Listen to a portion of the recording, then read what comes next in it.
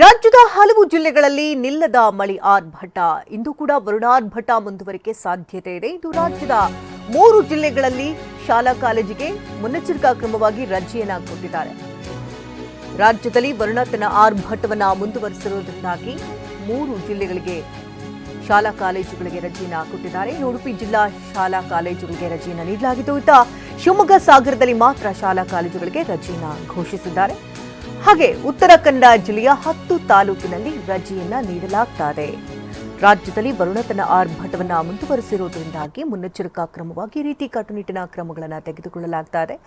ನಿನ್ನೆಯೂ ಕೂಡ ಧೋ ಹಲವು ಕಡೆ ಮಳೆಯಾಗಿದೆ, ಉತ್ತಮ ಮಳೆ ಆಗ್ತಾ ಇದೆ. ಕೆಲವು ಕಡೆ ಹೆಚ್ಚಿನ ಮಳೆಯ ಆರ್ಭಟ ಮುಂದುವರೆದಿರುವುದಾಗಿ ಶಾಲಾ ಕಾಲೇಜಿಗೆ ತೆರಳುವಂತಹ ಮಕ್ಕಳಿಗೆ ಯಾವುದೇ ರೀತಿ ತೊಂದರೆಗಳಾಗಬಾರ್ದು, ಗಡಿಬಿಡಿ ಆಗಬಾರ್ದು, ಮಕ್ಕಳಿಗೆ ಆನ್ ಟೈಮ್ ಸ್ಕೂಲ್ಗೆ ಹೋಗಿ ವಾಪಸ್ ಮನೆ ಬರೋದಕ್ಕೆ ತೊಂದರೆ ಆಗುತ್ತೆ ಎನ್ನುವಂತಹ ನಿಟ್ಟಿನಲ್ಲಿ ಶಾಲಾ ಕಾಲೇಜುಗಳಿಗೆ ರಜೆಯನ್ನು ನೀಡಿದ್ದಾರೆ.